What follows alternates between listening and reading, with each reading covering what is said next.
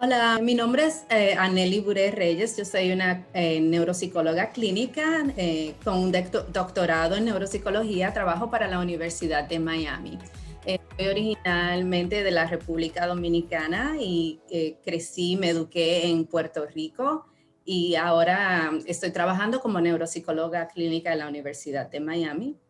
Y quisiera darle las gracias a la doctora Espinola por la invitación para hablar este tema tan importante que tiene que ver con el envejecimiento y problemas que pueden suceder con la edad avanzada. Ok, excelente. Bueno, muchas gracias, doctora Buré, por acompañarnos hoy. La verdad que este es un tema súper importante que le preocupa a mucha gente, ¿no? Porque vemos por ahí, bueno, mucha gente ve a sus padres, abuelitos, por ahí empezando a tener problemas de memoria y a veces es difícil distinguir, ¿no? ¿Qué es lo normal y cuándo es que necesitamos hablar con un doctor? ¿Nos puede decir cuáles son las diferencias? ¿Qué es lo que tenemos que prestar atención? Sí, claro, sí, es un tema así muy importante, como mencionas. Cuando con la edad, mientras pasa el tiempo, vamos a estar experimentando ciertos cambios que son cambios comunes con la edad. Por ejemplo, hay cambios leves de nuestra habilidad de procesar información con rapidez, de recordar cosas inmediatamente, de hacer varias actividades al mismo tiempo. Y eso es normal ver nuevamente, cuando con la edad eso puede suceder. Por ejemplo, también olvidar una palabra, pero poder eventualmente recordar esa palabra. Pero sucede en algunas ocasiones. Algunas personas pueden experimentar unos cambios más severos o cambios que van más allá de lo que se espera con la edad. Y esto pueden ser cambios en la habilidad de razonamiento o de recordar información. En algunas ocasiones las personas olvidan cosas muy frecuentemente y ahí está el detalle, la frecuencia con que pasan esos cambios o esas cosas que olvidamos. Si es algo que pasa muy frecuente y se empieza a convertir en un problema para la persona poder realizar sus actividades diarias, ya eso entonces es indicativo de que puede estar sucediendo algo que no es necesariamente que es causado por la edad. ¿Cuáles son los pasos que la persona tiene que seguir cuando empieza a identificar que hay problemas? ¿A quién llamar primero? Sí, generalmente en este caso, cuando empieza a haber esa dificultad de recordar cosas, de hacer muchas preguntas, la misma pregunta, muchas veces las personas tienen dificultades recordando detalles de conversaciones o eventos recientes. Por ejemplo, si se reunieron con un familiar hace unos días, no recuerdan haber visto a esa persona, o si tienen alguna cita médica, preguntan a sus familiares, a sus hijos muchas veces a qué hora es mi cita o cuándo es mi cita y ya sus hijos le han dicho. Entonces, ahí es importante que el familiar, el paciente también en muchas ocasiones lo pueden notar, entonces van y visitan a un neurólogo, que es un médico, un especialista en condiciones que tienen que ver con el sistema nervioso y el cerebro. Y ahí el neurólogo o la neuróloga hará una evaluación neurológica donde examinará al paciente su estatus mental y su condición neurológica, y dependiendo de la presentación, de cuán severo es el problema, cuánto tiempo ha sucedido, lleva sucediendo, el neurólogo, la neuróloga va a referir al paciente a hacer otros exámenes. En algunas ocasiones los envían a hacer pruebas de, por ejemplo, un scan del cerebro, pruebas de laboratorio, y envían a ver a una persona, un especialista como yo, que es un neuropsicólogo o neuropsicóloga clínica. ¿Y cuál es la diferencia cuando una persona va a una visita con un neurólogo y una visita con un neuropsicólogo? Sí, el neurólogo es un médico que es la persona que va a hacer el diagnóstico de si existe alguna condición. Un neuropsicólogo, nosotros nos especializamos en evaluaciones comprensivas de habilidades cognitivas o habilidades del pensamiento. Nosotros miramos cómo ciertas condiciones se manifiestan de manera en la conducta o en el estado emocional de la persona. Lo que hacemos entonces es que evaluamos a la persona, le hacemos pruebas de diferentes áreas de funcionamiento. Evaluamos cómo está su memoria, cómo está su atención, cómo está su habilidad para comprender y expresarse. Y nosotros hacemos eso con pruebas específicas que están desarrolladas para la edad, la educación y la etnicidad de la persona, de qué país viene, dónde crecieron. Y tomamos en cuenta todos esos datos demográficos y evaluamos cómo la persona en todas esas áreas está haciendo, cómo es su desempeño. Si el desempeño es más bajo de lo que se espera para la edad y todos esos datos demográficos, entonces es una indicación de que está sucediendo, puede haber alguna condición neurológica que está afectando al paciente. Sí, ¿nos puede hablar más sobre esto, especialmente en lo que se refiere a inmigrantes, latinos? ¿Cuáles son las diferencias? Yo escuché que, por ejemplo, ser bilingüe ayuda, ¿no es cierto? Como que protege al cerebro más ser bilingüe. Bueno, lo que sucede es que las personas bilingües tienen ciertas áreas de pensamiento que son más activas cuando uno es bilingüe. Por ejemplo, cuando estás hablando dos idiomas o cambiando de un idioma a otro, eso es algo que se llama flexibilidad mental. Y eso sí, ayuda a tu cerebro porque es una manera de que estás practicando otras áreas de funcionamiento cognitivo. También estás prestando atención a diferentes cosas y el hecho o el proceso de poder cambiar entre dos idiomas es un ejemplo de algo que protege, porque es una de las áreas donde de nuestras habilidades de pensamiento, donde uno que tiene que ver con la atención, la organización y la planificación mental. Y eso se practica mucho cuando uno es bilingüe. Exacto. Otra cosa que quería hablar sobre los inmigrantes, parece que las investigaciones han demostrado que los inmigrantes que vienen de otros países, específicamente Latinoamérica, tienden a tener una dieta que es mucho mejor, o sea, dieta, rutina de ejercicio y socialización, que es mucho mejor que cuando llegan a Estados Unidos. O sea, que mantienen una vida más saludable en sus países que cuando llegan a Estados Unidos. Y que cuando cambian esos hábitos, eso les puede, si es que cambian esos hábitos cuando llegan a Estados Unidos, ahí les puede empezar a afectar en el sentido de la salud. Sí, dependiendo de dónde venga la persona, dónde haya crecido y todo eso, hay muchas diferencias en el ambiente. Muchas personas, muchos nosotros hemos crecido en lugares, por ejemplo, donde la persona todos los días va al mercado a comprar su comida fresca, a tener sus vegetales y frutas. Obviamente el estilo de vida aquí en Estados Unidos es diferente y también va a variar por región, dependiendo de donde la persona vive, si es un lugar donde haya inviernos más severos, donde las familias tienen que estar más dentro del hogar, a diferencia de vivir en un lugar que sea más tropical, donde haya más oportunidad para salir afuera y todo eso. Sí se ha notado que han habido cambios que pueden ser reflejados en la salud. Una vez el estilo de vida puede convertirse más sedentario, una persona entonces no se envuelve tanto en actividades físicas o en una nutrición más balanceada, sino más en algo que sea más compatible con el nuevo estilo de vida que tengan. Entonces, sí, eso puede tener un cambio en físico y cognitivo en la persona. Y nuevamente, depende de muchas cosas. Cada paciente y cada persona es distinta y todos esos son factores ambientales que pueden influenciar el desarrollo o la vida en general de una persona. Ahora, ¿nos puede decir qué es la demencia y por qué algunas personas desarrollan demencia?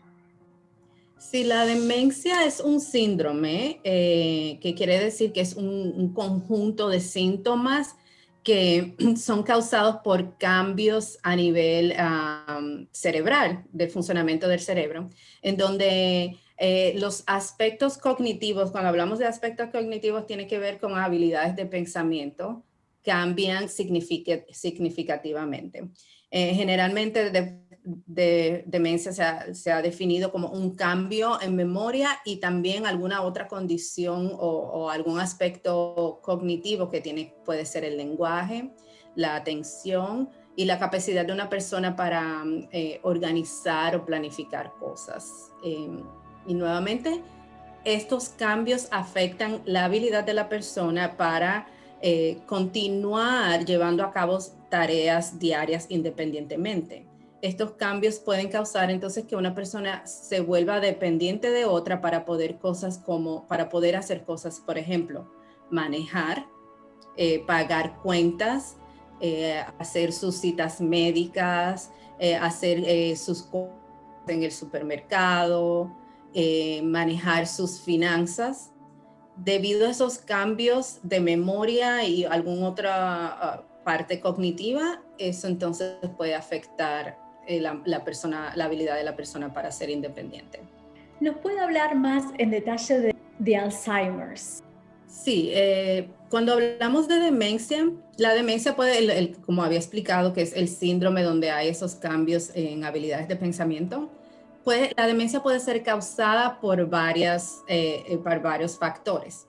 Hay varios tipos de demencia. Está la demencia vascular, la demencia frontotemporal, una demencia que es causada por una condición que se llama Lewy bodies, y se encuentra la demencia de Alzheimer's. La demencia del tipo de Alzheimer es la más común y representa alrededor del 60 al 90% de los casos de personas diagnosticadas con demencia ha sido causada por la enfermedad de Alzheimer.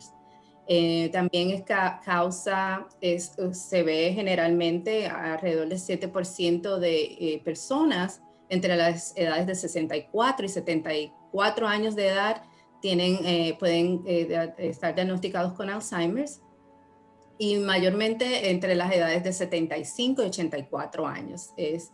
Entonces, lo que significa es una enfermedad de edad. El mayor riesgo de una persona desarrollada Alzheimer es la edad. También hay factores ambientales, por ejemplo, una persona que haya sufrido un evento traumático cerebral puede desarrollar Alzheimer tiene más riesgo. También es causada la enfermedad de Alzheimer, la causa principal son factores fisiológicos, cambios a nivel cerebral, de cómo las neuronas cerebrales son afectadas en su comunicación, y hay un cambio en un área específica del cerebro que se llama el hipocampo, y es un área que está asociada con la consolidación de memoria y el aprendizaje de nuevas cosas. Y esas son las áreas que se afectan con el Alzheimer. También hay un componente genético donde las personas tienen una predisposición para desarrollar el Alzheimer.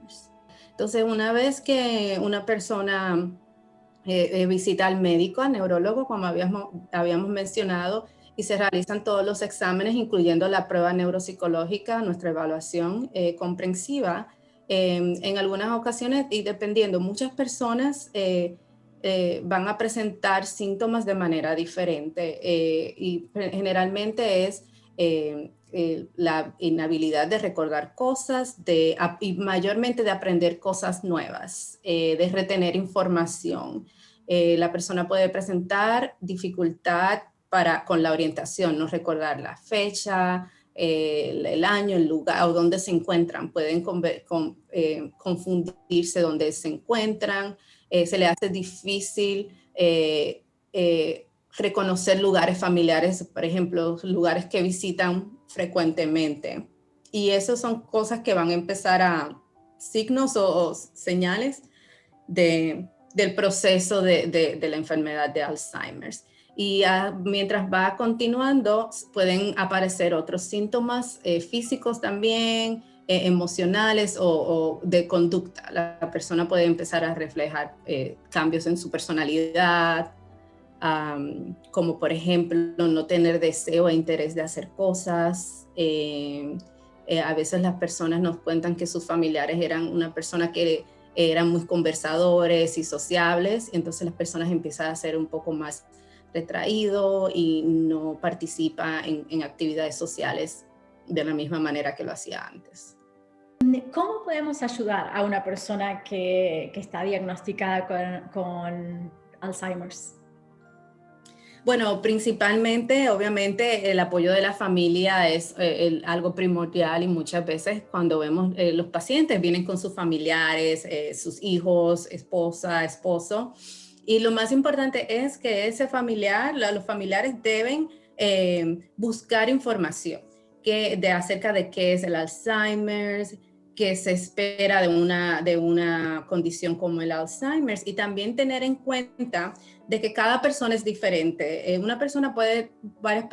Dos personas pueden tener el mismo diagnóstico y van a presentar síntomas y van a tener una presentación distinta. Entonces es importante estar informado y tener información también acerca de los recursos disponibles. Por ejemplo, existe la Asociación de Alzheimer's, que tiene mucha información para pacientes y familiares acerca de recursos en la comunidad, dependiendo del área donde la persona viva, y también información de dónde conseguir asistencia, posible participación en investigaciones clínicas que se están llevando a cabo en estos momentos, y cuáles han sido los avances científicos relacionados con la condición. Entonces es importante mantenerse informado. También algo importante que a mí me gusta recalcar a los familiares es que en muchas ocasiones, y también dependiendo del estado del paciente, en qué situación se encuentre relacionado con la condición, es que muchos de los pacientes específicamente con Alzheimer's no tienen conocimiento de sus limitaciones. Cuando un paciente o un familiar repite mucho, hace la misma pregunta o cuenta la misma historia frecuentemente, algunos familiares expresan frustración porque sienten que ellos no lo hacen porque no están prestando atención o porque simplemente quieren ser un poco las cosas un poco más difíciles. Y la realidad es que no, es que ellos no tienen el conocimiento de que están haciendo eso. Entonces, las familiares deben de tener mucha paciencia y ser flexibles. Van a haber cambios que van a venir con el tiempo. Entonces, mientras una cosa va sucediendo, es importante tener esa flexibilidad para enfrentar esos cambios y a hacer cosas que puedan ayudarlos con los cambios que la persona va a estar presentando con el paso del tiempo. ¿Qué recursos hay para la comunidad latina, especialmente aquí en Estados Unidos? Sí, existen, como mencioné, la Asociación de Alzheimer's, tiene recursos en español, totalmente. Hay mucha información para los cuidadores, que son las personas que trabajan, están muy cercanos a los pacientes que tienen la condición. También dependiendo del lugar donde usted viva o si hay alguna otra condición que tenga el paciente, por cada región hay información de recursos en la comunidad. Hay también, por ejemplo, beneficios de Medicare, donde los pacientes pueden verificar con sus proveedores de seguro cuáles beneficios pueden utilizar. También es importante cuando vea a su médico, muchas clínicas y proveedores de salud tienen trabajadores sociales que ayudan a los pacientes a conectarse con los servicios que están disponibles. Si hay algún lugar donde hay centros de cuidados para envejecientes, existen centros de cuidados para actividades diarias, por ejemplo, un centro de cuidado durante el día donde los familiares pueden dejar a su ser querido y recogerlos al final del día, o lugares donde pueden enviar a alguien a la casa donde los ayude. Y nuevamente tiene que ver con los beneficios de seguro y la disponibilidad de asistencia que haya en el área donde las personas vivan. Pero es uno de los primeros pasos, es conocer cuáles son los beneficios que existen para que pueda ayudar a los familiares.